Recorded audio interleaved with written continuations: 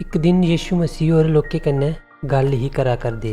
ओह् लोकें गी एह् लगे आखन, धन न ओह् जेह्ड़े परमेश्वर दी लोड़ समझदे न कि के स्वर्ग दा राज उं'दा ऐ।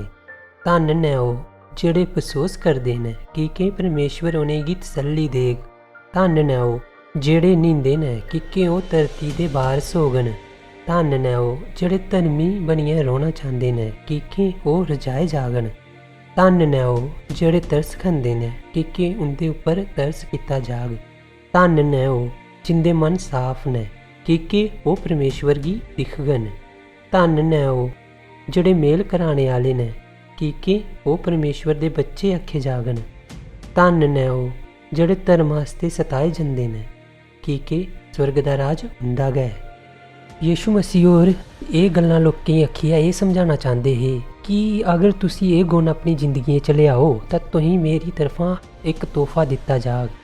जियां मैं अपनी जिंदगी दे बिच एह् गुण अपनाए ते यीशु मसीह दी तरफा मैं बड़े सारे तोहफे पाए। इ'यां गै मैं चाह्न्नां तुसें भी अपनी जिंदगी दे बिच एह् गुण अपनाओ ते यीशु मसीह दी तरफा बड़े सारे तोहफे पाओ। जे तुसी दुआ करवाना चांह्दे हो ते कमेंट बाक्स राहीं साढ़े कन्नै गल्ल करी सकदे हो।